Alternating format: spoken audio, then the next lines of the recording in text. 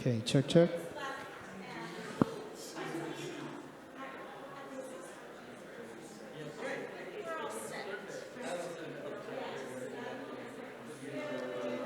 Check, check.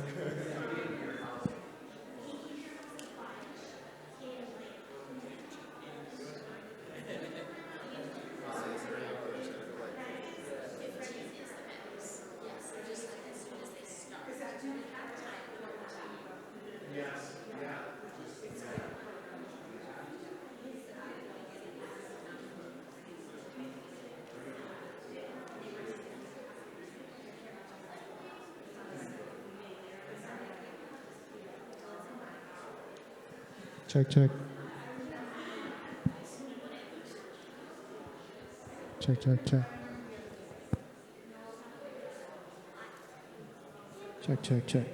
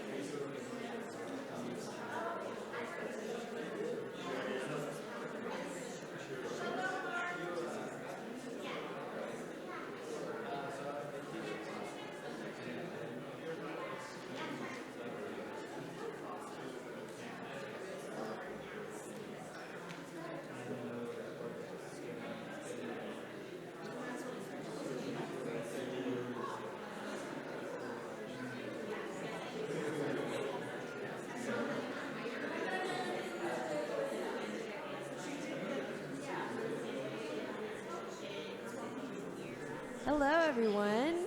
Thank you for coming to this session.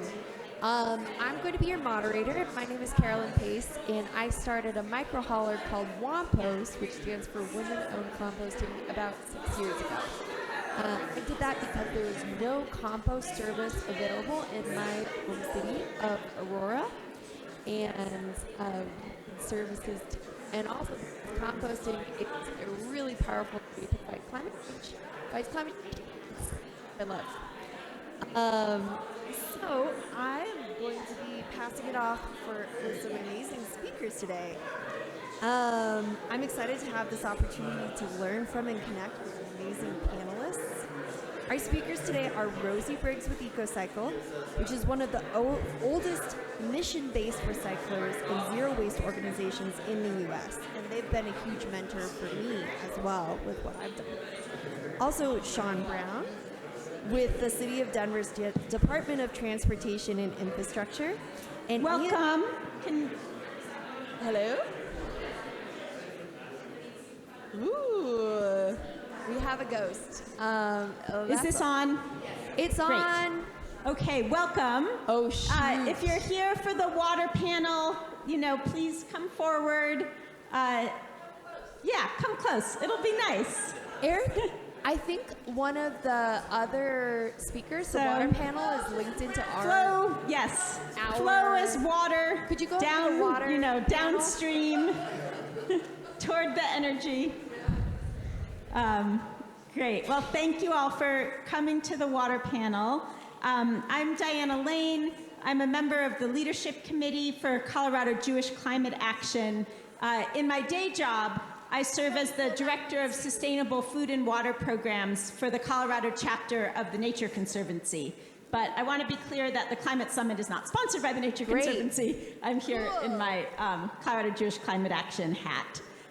So again, thank you for coming to the panel From Droughts to Deluges, Climate Change and the Shifting Water Cycle.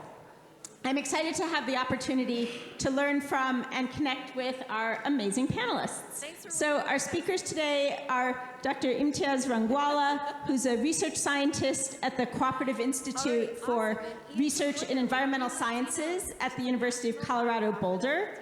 Greg Fisher, who is the manager of demand planning for Denver Water.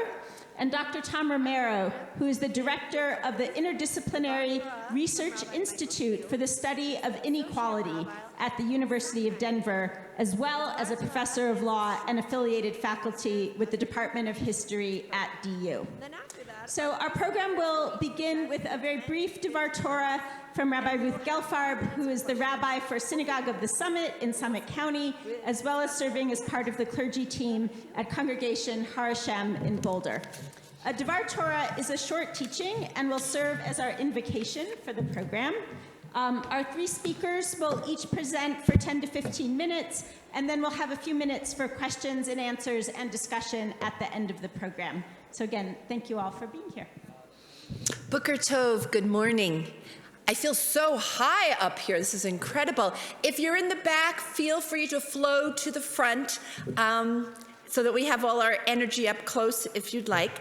I was very excited and determined to offer the Dvar Torah for the water panel because I'm married to a hydrologist who studies flood forecasting around the world.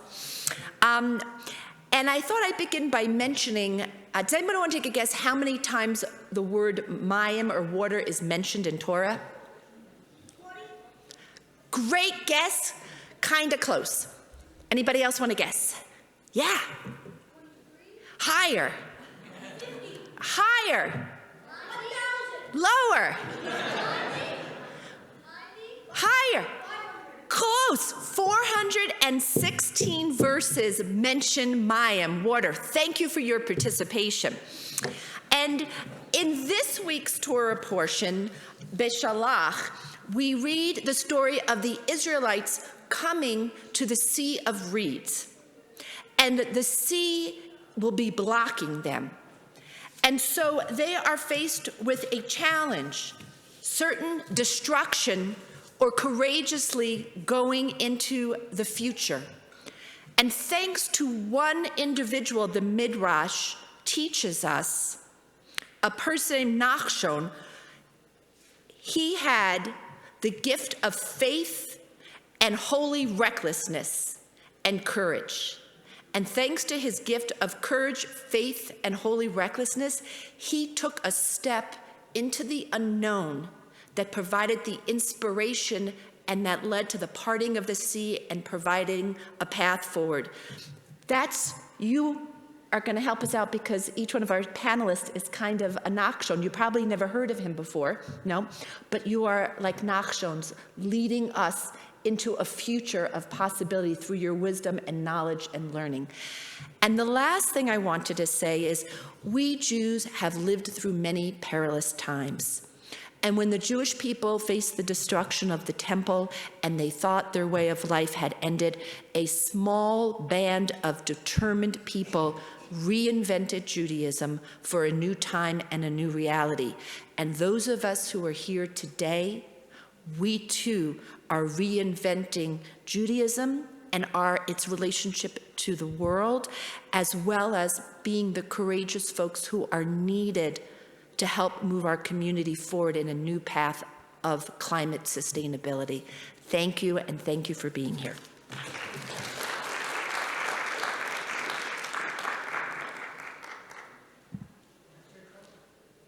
Thank you, Rabbi Ruthie, for those thoughtful remarks. So it's my pleasure again to introduce Dr. Imtiaz Rangwala, who's a climate scientist engaged in advancing the understanding of the changing water balance and climate extremes driven by human-caused climate change. His work includes understanding, working with uncertainty in future climate change and ecological responses, and developing the relevant tools and data to inform resource management and climate. As I mentioned, he's a research scientist at the Cooperative Institute for Research in Environmental Sciences at CU Boulder, and the lead climate scientist at the North Central Climate Adaptation Science Center, and I'm sure a lot of other things as well. Sure. Well, Diana and team, thanks for the invitation. It's great to see all the inspiring speeches earlier today.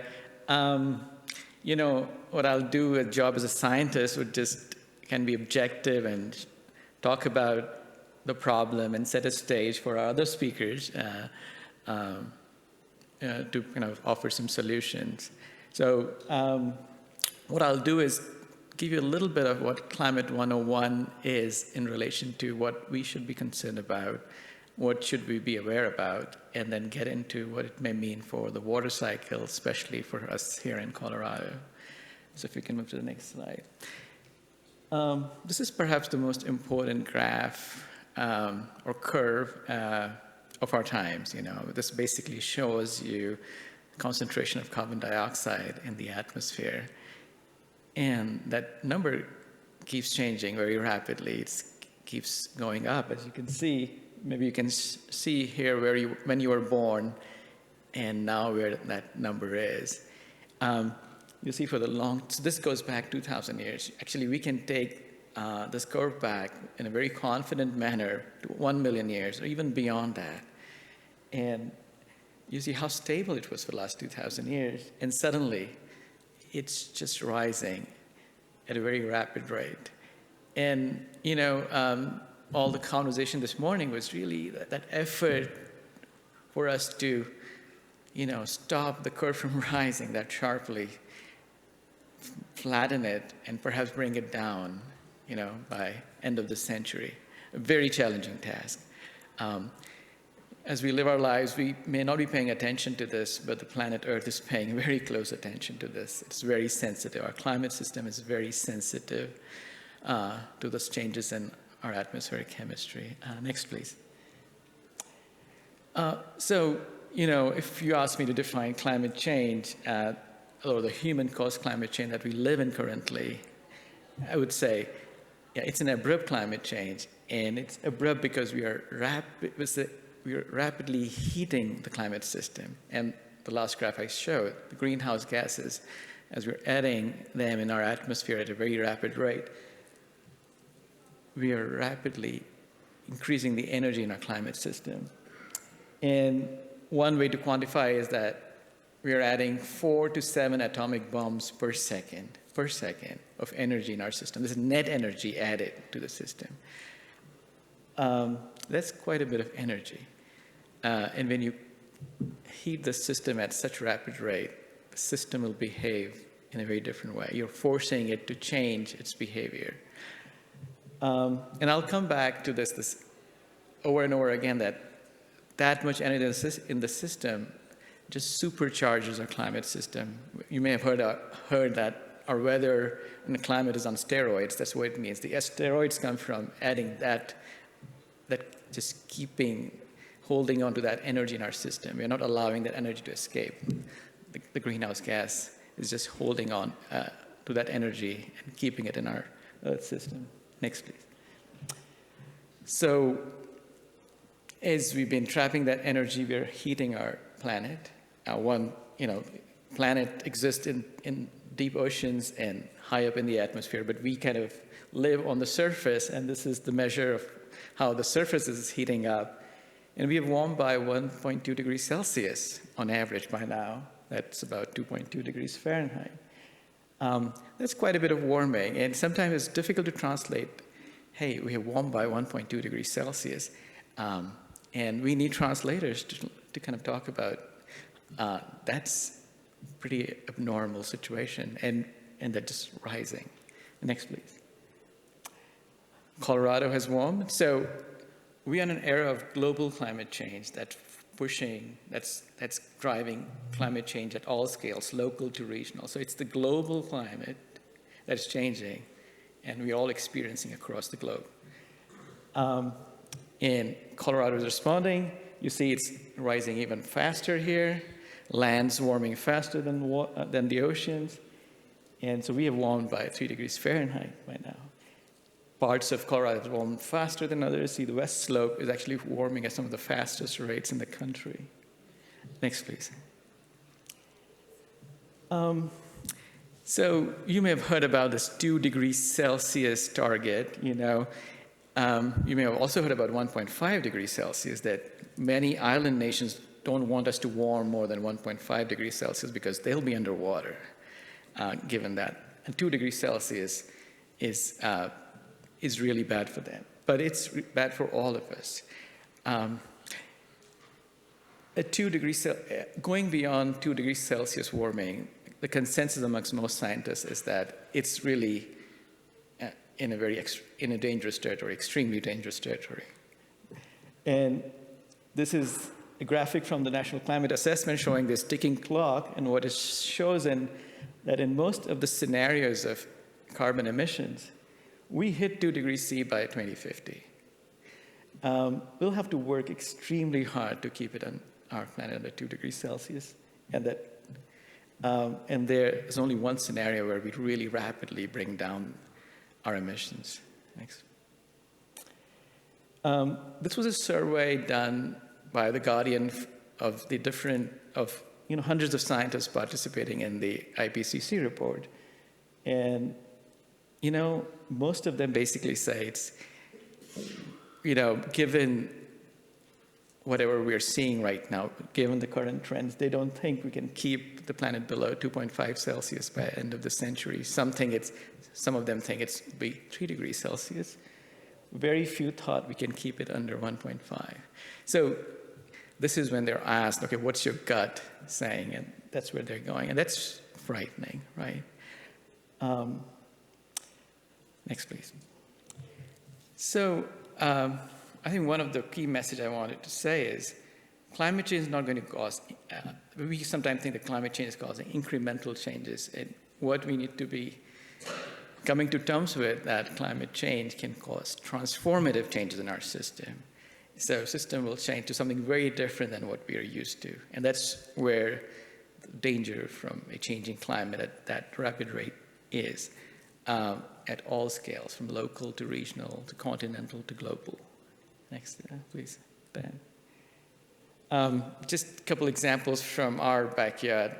You may have gone to Mesa Verde and seen those cliff dwellings, and those folks lived there for hundreds of years, and then a regional climate event happened, again associated with lack of water, and they moved out. So hundreds of years living in a place, but then they had a transformative change because the climate changed rapidly. Next one, please. More recently, it was just a small regional event, climate event, a 10-year drought. And what you see is 3.5 million people in the 1930s Dust Bowl period left these plain states. Again, saying that climate, its impact on water, have real consequences. If we have a 1930s type drought right now, it will really push us to the limits, even though we have much better technology, we are a much more resilient society. It will definitely push us to the limit. So what needs to happen? To avoid the worst effects of climate change, we need to do these two things. Now, we already experienced a lot of climate change, lots already in the pipeline, but also that we have no control on our emissions. So we need to do these two things. We need to adapt to the risks that are already there, now into coming decades, reduce our risk, and adapt to the new realities. We should not shy away from that. And mitigation is the other where we need to reduce our emissions. Next, please.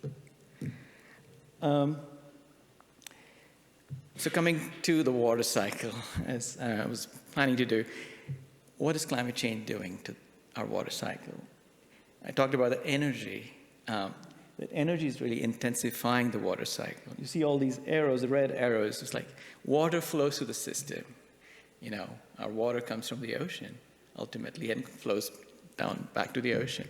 We're just intensifying that cycle, which really means that we are evaporating much more, much faster from land and water. So when we evaporate much faster from the land, you dry it faster. You may have heard about flash droughts in newspapers. That's coming out like we are drying our lands much faster. If you don't see 2 to 3 weeks of rain, suddenly we are in a major drought. That wouldn't have happened 30, 50 years ago, but the likelihood of us running into a drought much faster is partly because of a changing climate. Or on the other side, much of our moisture is coming in more extreme events. So we're seeing, I mean,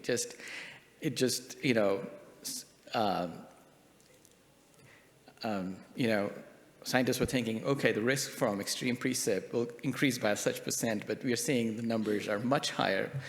The amount falling in half an hour these days, inches of rain falling in a half an hour. Again, that really challenges your system. Next, please.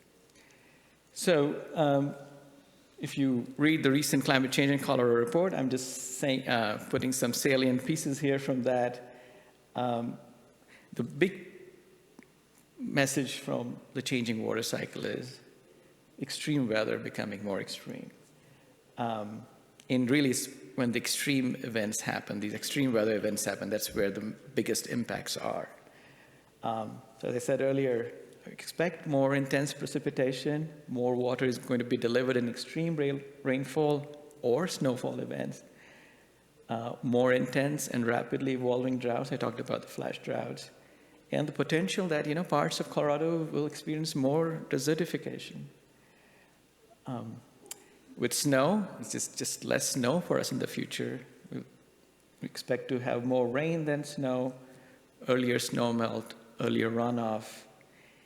And there is almost a confidence emerging. There's a consensus, although the confidence is medium, that we may actually see less water in our state. Next, please. Yes, I said future is less snow. We're seeing that the snow line on the mountains is creeping up. It's about 150 feet every 10 years. And even though we'll have less snow in the future, we can expect more severe snowstorms. Again, we need to work with these nuances, If you see more extreme snowstorm, doesn't mean climate change is not happening. We need to understand climate processes are complex. And the severe snowstorms coming out of this energy I talked about, this enormous excess amount of energy in our climate system. Next, please. As I said, future has less water, more likely than not for us in Colorado. How less is an uncertain thing. If you look at, on the left is what we have observed in recent precipitation trends. They have been going down, which is not a good news when the climate is warming up. But, it can go up again. And, our projection shows both, there could be more precipitation coming in future or less. That's what the figure on the right is showing. But as the temperature is rising, it cuts back on the more precipitation we're getting. So there's a rule of thumb that for every degree Celsius increase in temperature, if you're not increasing by more than 5% in your annual precipitation, thank you, you are having less water in the future. So, yeah, that's kind of something we need to really embrace, that future has less water for us, and how do we prepare for that? Thank you. the other thing we should keep in mind is really, we talk about extremes, but extremes happening one after the other, or the sequencing of extremes can create life even more difficult. We call them the cascading or compounded events, where you can have a drought followed by a fire, followed by rain, that leading to landslides and such, creating all kinds of hazards to human life and also water quality. So yes, again, developing scenarios of what could play out, but all of these extremes are increasing in nature. So again, thinking about how they can come together and create difficulties for us. We need to plan for things like those. Next, please. So finally, what I want to say is, we as a scientists and as a human community have tremendous amount of knowledge in terms of how future could play out. I mean, the climate science community has done tremendous work, and other scientific community in terms of understanding how the climate could change and what impacts it could have. But there are uncertainties, partly coming from what our future emissions could look like. We don't understand a whole lot about what are the tipping points in our system. So we need to work with more caution. It really calls for more caution. And also working with multiple scenarios. We need to develop, multiple storylines of how future could play out and how we'll respond to that. With that, thank you for listening.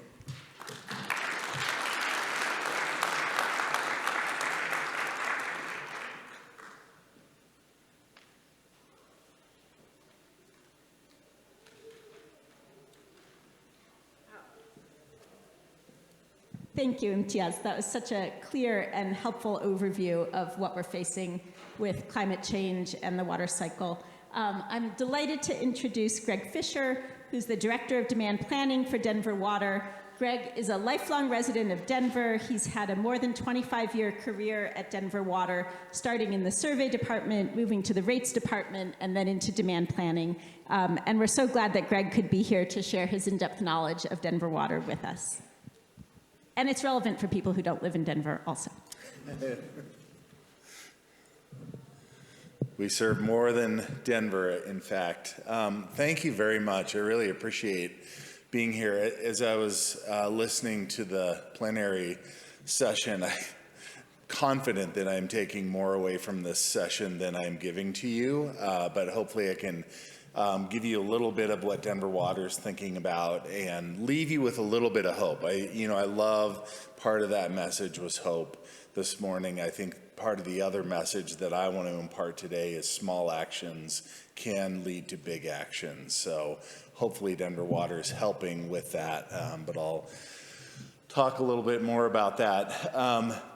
Imtiaz, it's always, I always joke about our climate scientists in-house that there's no good news. I mean, if you took anything away from his talk, there's no good news. And I end up, whenever I see our climate scientists walking down the hall, I tend to turn the other way because you just get tired of it. But it's so important to understand where we're headed. And our earth and our environment is not going to bail us out. We have to do it, and we have to find the solutions. And I think that's why we're here today, to really figure out, and why you're here today to figure out what those actions can be and how we can help.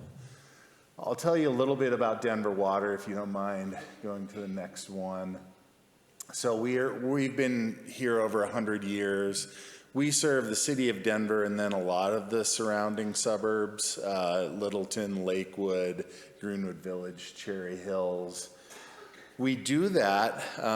We serve about a quarter of the state's population on less than 0.5% of the land area, so pretty efficient use of land. We also use less than 2% of the water withdrawals in Colorado, so we think we have a good start in terms of using water efficiently. More to do in that realm, and I'll talk to you a little bit about that in a second. But in case you didn't know, and I really loved some of the comments about really being thoughtful about food and what we're buying. The vast majority of water use in Colorado and the American West is for agriculture, over 80%. So when you think about water use, don't just think about what you're doing at home, think about what you're buying and where that water is going. We have a vast system that we have to maintain, and when you see your water rates go up, it's really maintaining this 100-year-old system that needs to work for us for the next 100 and 200 years. You can go to the next one. So our collection system, about half of our water comes from the South Platte that runs through Denver. We, and I also loved A.G. Weiser's comments about clean water. We take our water way up in the mountains, so it's really one of the first uses. Denver and the Front Range have one of the first uses of water, which is a great thing in our country. And half of our water comes from the Colorado River, and I would be surprised if anybody in this room has not read something about the Colorado River over the last several years and the challenges it has, and I'll tell you a little bit more about that in a second. Next one, please. So some of our challenges, scarcity, of course. Imtiaz set this up really well, that we have growing water scarcity, we have growing competition for water, not just the environment, but agriculture, growing cities, et cetera. Colorado River is literally in crisis. A couple of years ago, the two biggest reservoirs in the country, which are Lake Mead and Lake Powell, were 25% of capacity. If you ask me, I don't think they will ever fill again based on how we are using the water in that system.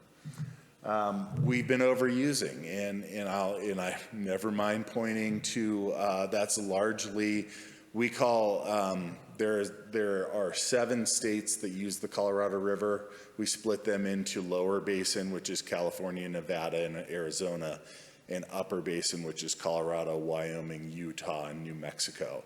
The Lower Basin has been overusing its allocation for years and years and years, and a lot of the news that we read today is them creating plans to rely on less, but they need to do more, for sure.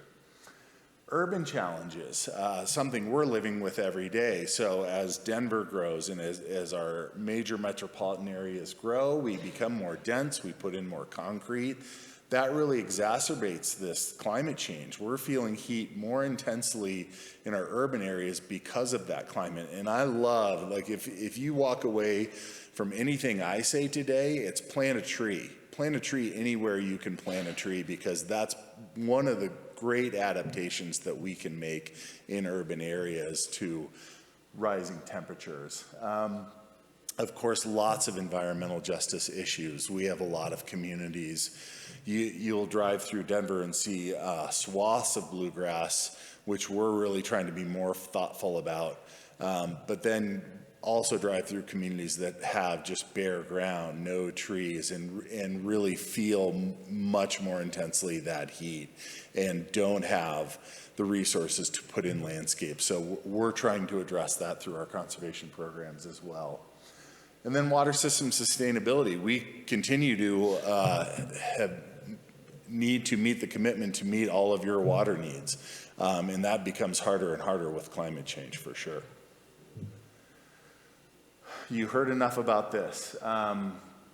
Climate change is water change, not only from the supply standpoint, and I think Imtiaz did a really good job outlining that, but also from a demand standpoint. If you think about it, as the climate warms, our plants need more water and demand more water. So we're going to have to pour more and more water on the landscapes we have unless we become really thoughtful about what we're watering. Bluegrass, you may have heard in some of what Denver Water's leading. We led some state legislation last year where we are no longer allowing new, what we call non-functional turf. Just think about turf grass, which needs a lot of water, where you wouldn't use it. So medians and parkways. things you would never walk on it unless you're mowing it. So we're outlawing that and really want to be thoughtful about what we're putting in. So native grasses that use 80% less water than bluegrass. Food, for sure. I mean, surprisingly, gardens take less water than bluegrass lawns take. Trees take far less water than bluegrass lawns take, but do a lot better job of cooling our environment. So the Colorado River, I talked a little bit about the lower basin, the upper basin. If you look at this chart, and I think these slides will be available, but the basic message here is that if you look at the lower basin on the right-hand graph, lower basin, what they're using versus the upper basin. And this is a lot of people talk about the 1922 Colorado River Compact, where we split the water resources equally between lower basin states and upper basin states. You can see they're taking way more than their allotment over the last few years, so that needs to change. And some really obvious representations of this. This is Lake Mead in the year 2000, and then 20 years later, it's just drying up. That's water withdrawals, but that's also much less runoff and much less snowpack than we've seen over the last 20 years. So not only are we using more, we're getting less. The good news is that we have a population like you who are engaged and understand the problem. We ask several survey questions every few years, and one of the biggest indicators of people's willingness to do something is their view of water scarcity. So we ask our customers, do you think water is going to become more scarce, less scarce, or about stay the same in the next 10 years? And you can see the vast majority believe that water is going to get more scarce, and that drives action. We've seen that will drive direct action in people's willingness to change based on that pure fact. And that is a fact. It's not, I don't think it's people's opinion. We know water is going to get more scarce in the future.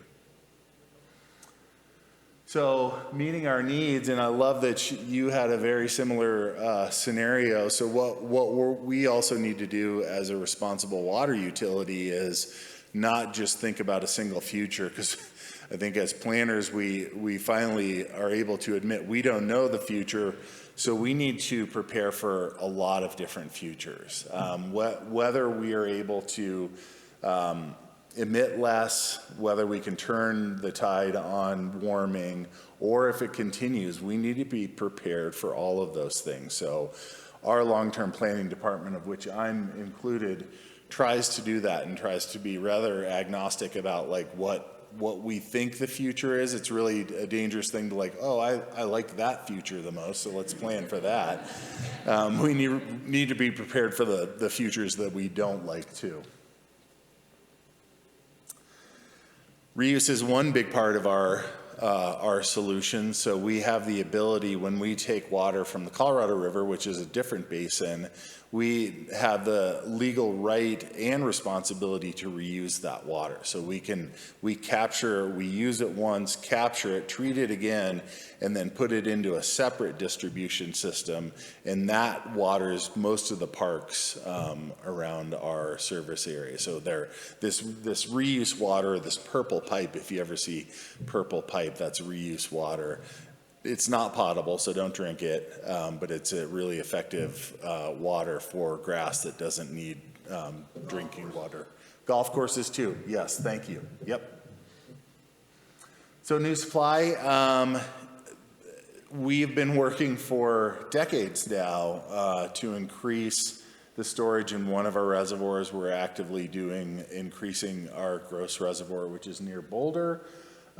This really helps us do a couple of things. In the West, water storage is absolutely required, because if you think about our water cycle throughout the year, if we relied on the water running through the South Platte during the winter or even the summer, we wouldn't have nearly enough. So we need storage.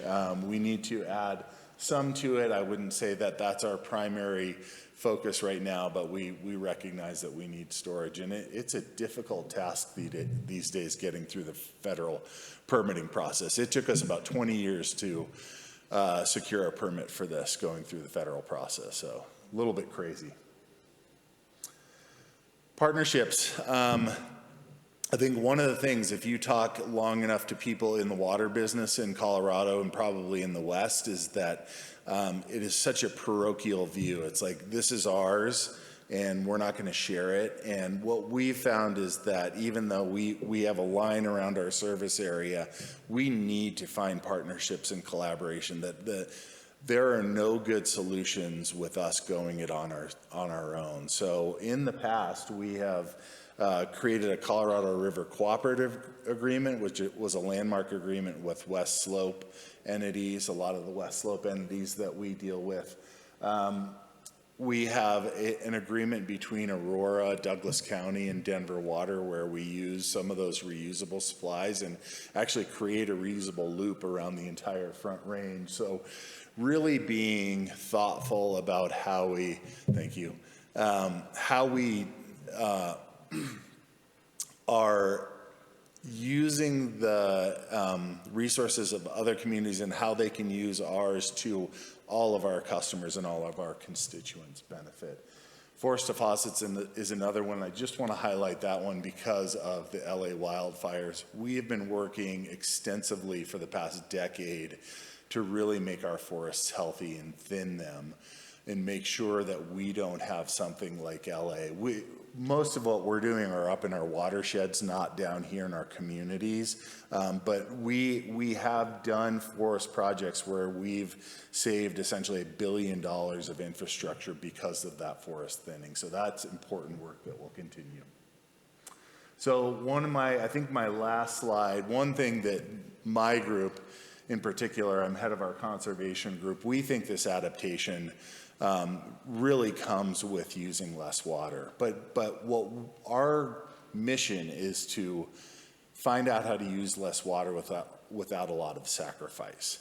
So start looking around, look at grass where we don't need grass, because when you save a square foot of grass, you save 10 to 15 gallons of water that's pumped, treated, stored, and could be used for other purposes. So it's a huge thing. And when you replace a square foot of bluegrass with native or even pollinator plants, you're really improving the environment and the ecology. So bit by bit, we can really change this. And we've partnered with a group called Resource Central that you can buy gardens in a box, if you've heard of these, 100 square feet at a time. So don't go rip up your entire lawn. Do it a bit at a time, but that's sort of the urgency that we're feeling, that we have to start now. We don't have to do everything, but we really have to put ourselves on a path of this adaptation because nobody else is bailing us out. So I'm going to end by saying I think there's hope. There are a lot of ways that we can improve, and I think we need to get started now. Thank you very much.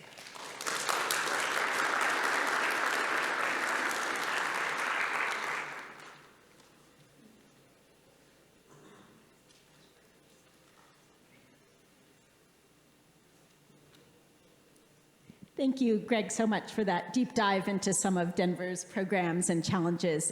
We have 2 garden in a box kits in our yard. I'm glad to talk to people about them. So it's now my honor to introduce Dr. Romero, who, as I said, is the director of the Interdisciplinary Research Institute for the Study of Inequality at the University of Denver. He's also a professor of law, affiliated faculty with the Department of History at DU. He's the author of numerous articles, book chapters, and essays. He's one of the nation's leading experts on the legal, social, and political history of race relations in Colorado and the larger Rocky Mountain West. And his work recently is also focused on the relationship of this history to current challenges around water inequity. So thank you, Dr. Romero.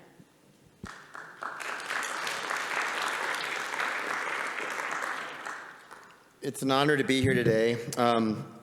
Before I start, I want to acknowledge and make a couple quick acknowledgments.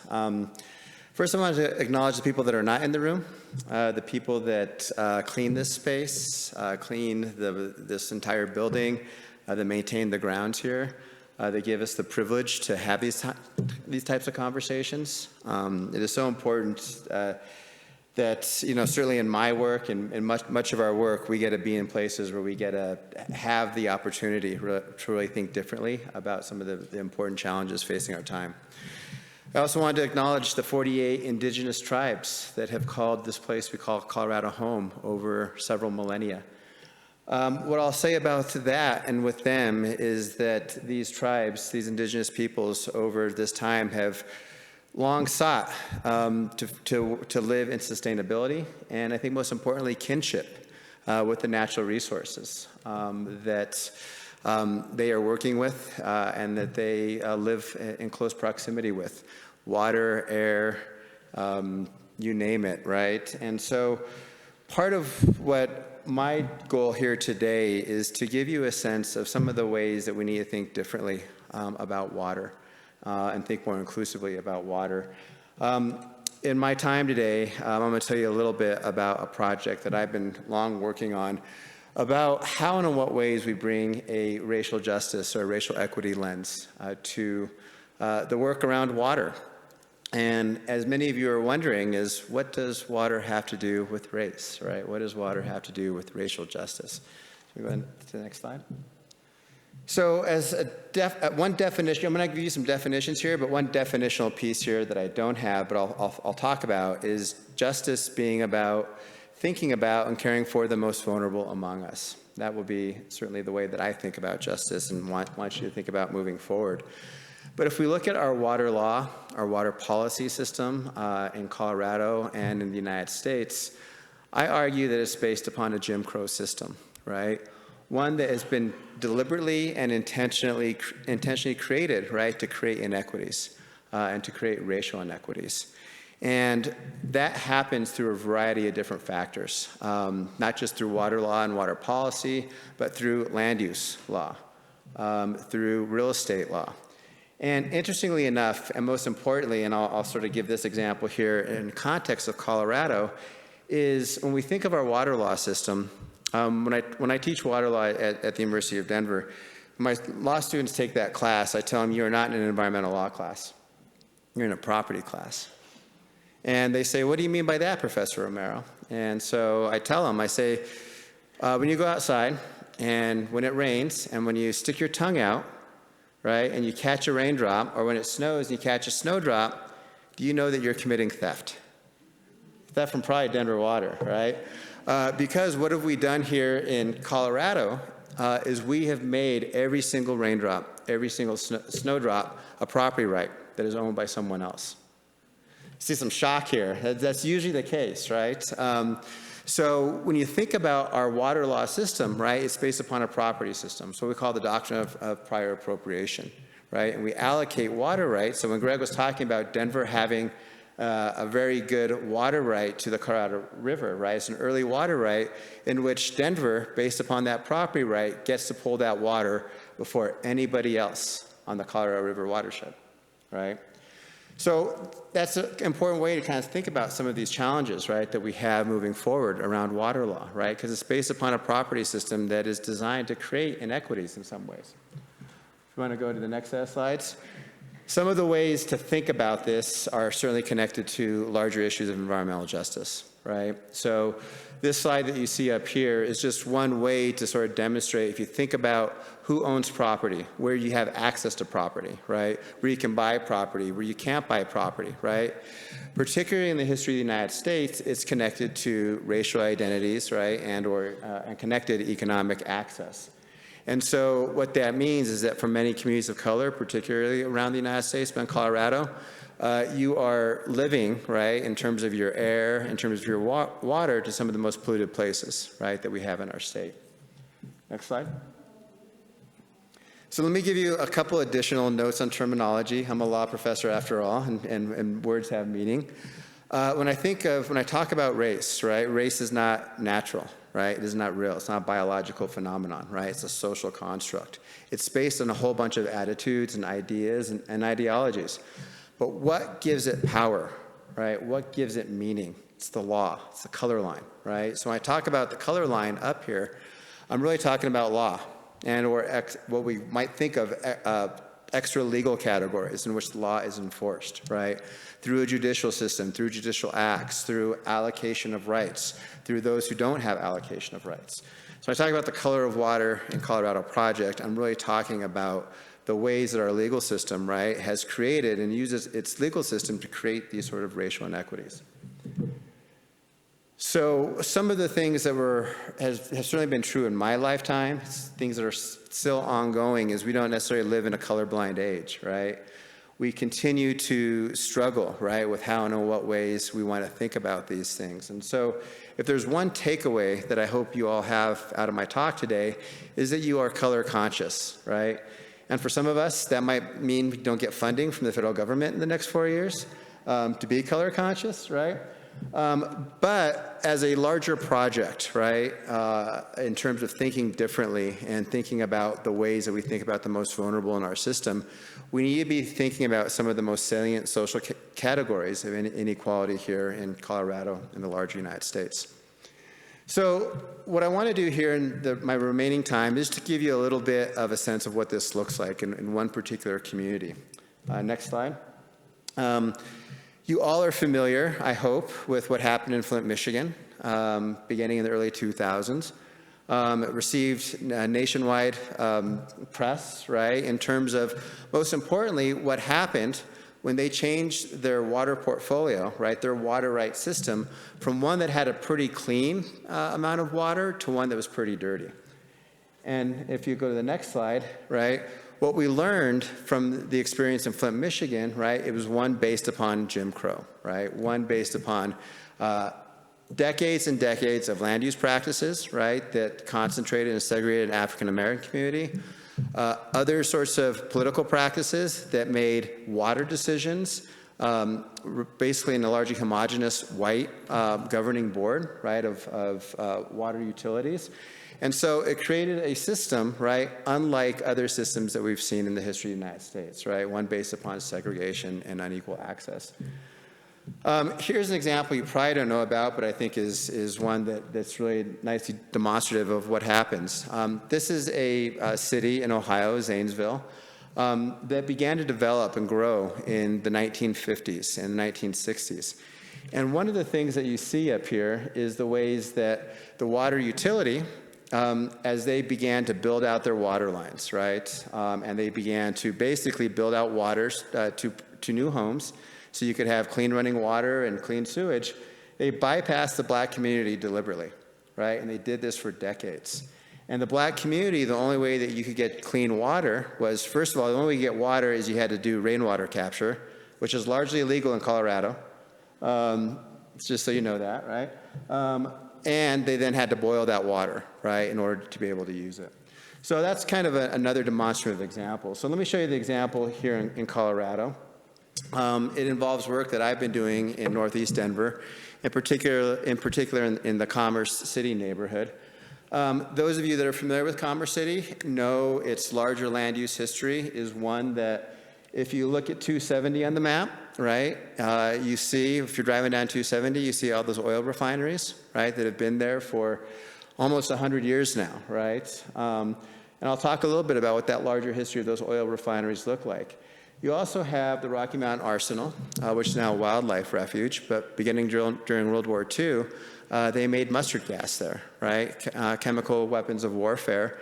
And then, of course, what we discovered, and this goes back to some bluegrass lawns, is that the U.S. Army stopped making mustard gas. But the same chemicals that were used to make mustard gas were also very good for lawn fertilizer. So that facility for a couple of decades was making lawn fertilizer that we would put on our bluegrass here in Denver. Next slide. So this slide here shows a couple things. Tucked between those, that Suncor refinery, or those oil refineries and the Rocky Mountain Arsenal, had been this community that had been developing, first to farmers and ranchers, commercial, heavy industrial community that was tucked in between the Rocky Mountain Arsenal and the Suncor refineries. In the last 25 years, it has largely become a Latinx or Latino community, right? Largely recent migrants in the last 25 years from Latin America. The other things that you will see on here too, and this goes back to one of the ways to think differently about water, is the water portfolio of South Adams water here. Their water, right, if you want to get water from the water utility, you get it from the groundwater. That is what their water portfolio is. They don't get nice, clean water from the mountains like Denver water does, right?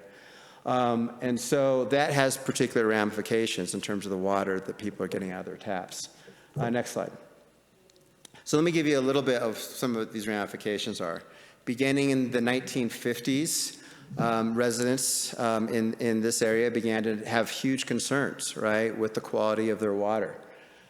Some of it was tied to what they're getting out of their taps, connected to what's going on with the making of mustard gas at the Rocky Mountain Arsenal. Let's go to the next slide. Some of it is also tied to the water that is just basically that is ending up in things like irrigation ditches. You see up here, I don't know if you can read it, but one person reported that their irrigation ditch tested with 99.9% refined gasoline, right? One of the things that you see up here, and this goes back to some of our thinking, is we've been very good about, in this state, about not providing any sort of political and or legal redress to these issues, right? So back as early as the 1950s and into today, right, don't sue, right? That's the sort of the message, right? Bring education in. Next slide. And if you see this slide right here, right? Some of the other ideas here is if you don't like the water, you can move, right? And I don't have enough time here to tell you today about the fact that the city and county of Denver had racial restrictive covenants, had racial steering, right, as part of its history. It really wasn't easy to move, right, from some of these communities. So this is some of the history, right, that makes up the access to clean water in places like Commerce City. If you go to the next slide. It's a legacy that continues to this very day, right? These refineries continue to pollute into the Sand Creek. If you go to the next slide, right? There are new and emerging contaminants, such as PFAS, or these forever chemicals, which, interestingly enough, these chemicals emerged out of the kind of the non-stick cooking processes that you have. PFAS chemicals have been found as in the blood supply of polar bears, and so they exist all over the world. But one of the ways that they're passed through is through the water supply. So a couple of final slides here, and we can dig deeper, even not here, but certainly beyond this session, is that these are issues that are not just limited to one particular community in Denver, right? If you look at this map here, this was a map here that was created by the Environmental Justice Commission, thank you, that was fairly recently established here in the state of Colorado, in the Colorado Department of Public Health and the Environment. And if you look here, right, they have identified it in all these areas what are called disproportionately impacted communities. Next slide. And here is what the state defines as a disproportionately impacted community, right? So it's definitely connected to much of what I'm talking about. You talk about communities with a history of environmental racism. You talk about communities that have disproportionate, right, factors such as lower socioeconomic status, right, really impacting the ways that they're able to access the legal system. Next slide. And this, if you can tell, so I overlaid what was a watershed map over the disproportionately impacted community map here in Colorado, right? And so two things that you'll see here, right? One is that every watershed in the state has multiple disproportionately impacted communities, right, that are suffering, right, some sort of inequity and some sort of harm. The number that you see at the bottom, and I did this slide a couple of years ago, that's the amount of people that are living in disproportionately impacted communities, right? So we're talking over 2.3 million people in the state, right, that are most vulnerable. in relation to everything you just heard now, right, with the amplifying impact of climate change and in particular on our access to water.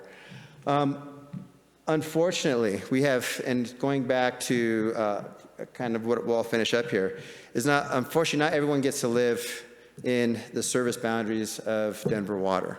And I say Denver water is in many ways a model for how a water utility should operate. Has a great water portfolio, has taken the lead nationally in replacing lead pipes, right? So if you go back to one of the issues involving water is lead pipes in homes.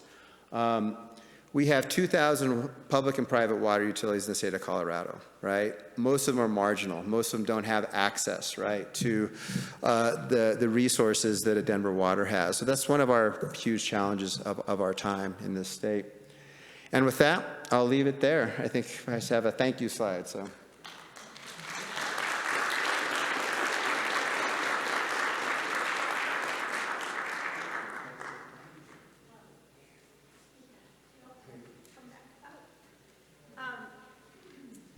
We just have a couple of minutes left, and just want to say thank you to all of our just terrific panelists. Oh, thank you. Let's see, how do we turn that off? Great, well done. You know, I work professionally in the water sphere, and I learned so much this morning, so thank you again. I think we have kind of literally like time for one question from the audience, and then I have a wrap-up question for you all, so if you've been sitting there and you'd like to be the one. Go, Nissan. I'm a water expert, but I don't deal primarily with everything that you do. Part of the issue is I think my voice is large enough, but that's okay. Part of the issue with the water rights here in Colorado is it was established in 1875, 150 years ago. It hasn't been changed in 150 years. We don't manage our water resources here in Colorado very well. And, oh, by the way, the climate has changed dramatically here in the Front Range. 40 years ago, we used to have monsoons every day because of the transpiration out of the mountains due to the snow. We had watered the food every day at 4:30 in the afternoon. Because of all the bluegrass that's been planted, especially in a lot of the communities in South and West Denver, we've changed the climatic change here, so a relative humidity during the summer is like now 38 or 39% rather than 23 or 24% that it was 40 years ago. My point to you is, why haven't you done anything in order to change the water rights based upon 1875 when the population of Colorado, before it was a state, was less than 1 million people? We have almost how many people now? Almost 5.5 million? Almost 6 million? Why hasn't that changed, and why aren't you doing anything about it, period? Thank you. Is A.G. Weiser still here? Yeah. I think it's a great question. I don't even know where to begin to. I mean, I don't know. This is so fraught between the 7 states and the Colorado River and all of the power and all of the money that is behind water. I don't know where we begin, frankly, to reform our water rights laws. I wish I had something more for you, but from my perspective, I don't see where we begin to do that until Lake Mead and Lake Powell go dry. And that's where you'll see change. I lived in Israel for almost 20 years, where water is managed incredibly well, number one. And number two, the state owns all the water rights and all the sources.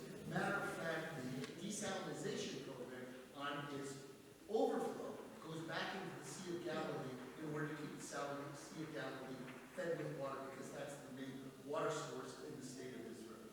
My point about Colorado is the water is managed poorly because there's all these ditches, all these things that go back, these irrigation ditches, back to 1875, that have no relevance. The old Delaware aquifer on the eastern section of Colorado is being depleted every day and is not being replenished. We're not doing anything about that either.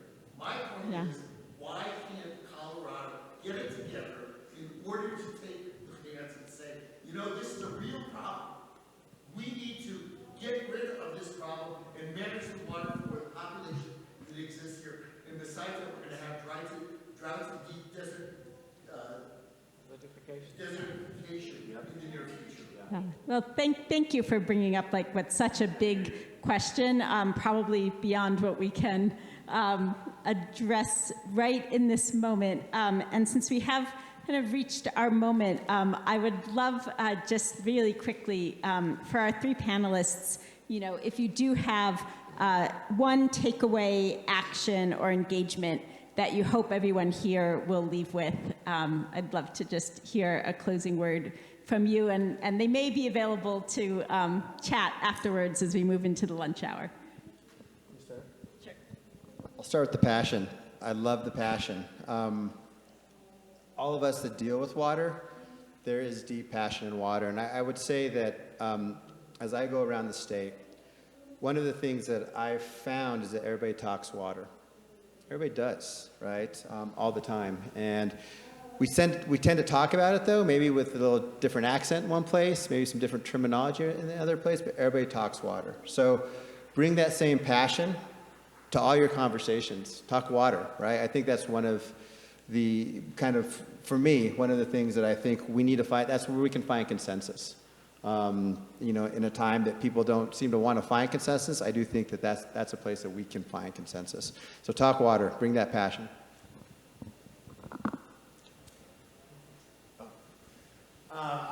I would say two. Is my microphone on? Can you? Okay. Two. So I mentioned it during my talk.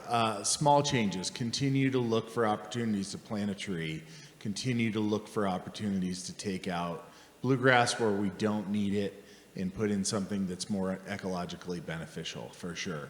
And I think this goes to your point, which I think becomes that broader question of climate change. Continue to put pressure on our elected officials to face these issues. Because I don't see, just like climate change, I don't see change without that. I think we have to continue to put pressure on them. I think I'll go back to education and learning here that, you know, we should not leave things to experts, right? We all need to develop the knowledge base of what we are bearing witness to right now and how the future could play out. We need to, you know, build on those stories, you know, that could play out in the future. And so I think we need to all take ownership in developing the knowledge that will help us, you know, navigate this very challenging century. Thank you. So thank you all so much for coming to this panel. Enjoy lunch. We look forward to more conversations and connections in the afternoon sessions. We have a great wrap up at the end with Casey Becker, and who was recently the head of EPA's Mountain and Plains region under President Joe Biden. We hope you'll stay to the end, and please join me in thanking our terrific panelists.